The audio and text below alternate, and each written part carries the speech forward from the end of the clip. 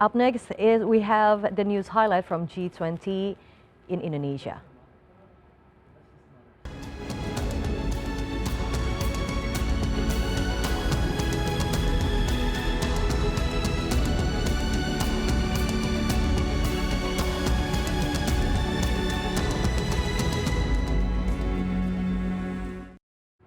Venues of the G20 Foreign Ministers Meeting have been set up for a successful event in Nusa Bali. Meantime, media from around the globe have gathered in Bali to cover the esteemed gathering. Rahmat Idris in Bali has the details. Let's take a look.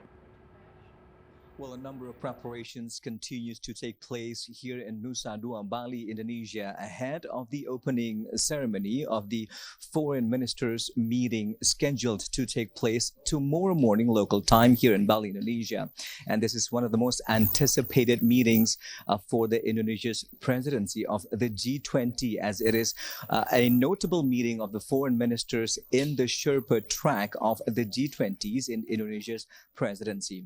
And there are two main venues that have been prepared for the deliberations.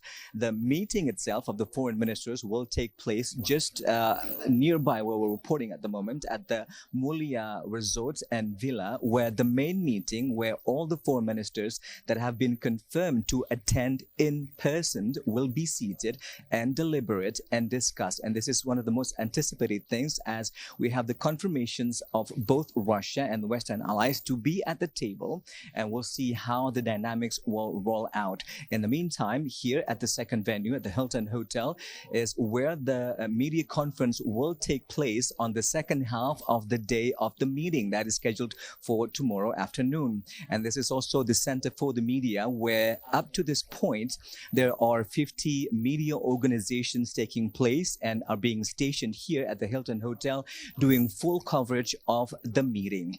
And there are over 200 journalists who are standing by since yesterday to deliver the reports on the deliberations of Foreign Ministers Meeting here in Nusa Bali.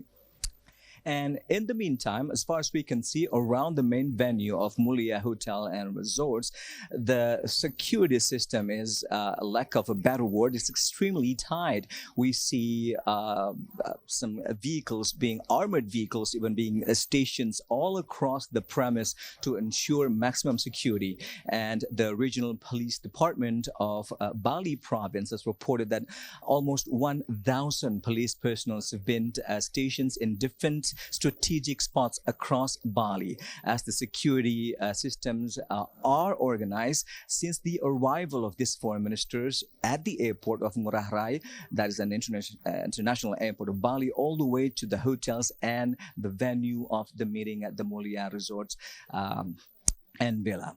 And just another thing worth noting here is that how the systems of organizations of securities are very detailed and meticulous. Just a couple of days ago, the head of the Bali Regional Police Department has conveyed to the media during a presser saying that the floor tactical game has been prepared and has been exercised by all personnel to ensure that they know what to do whenever there is a threat of other groups and external forces coming in trying to disrupt the meeting. And that is the one thing that the security system here is trying to avoid throughout the one-day meeting of these foreign ministers here in Nusa Bali.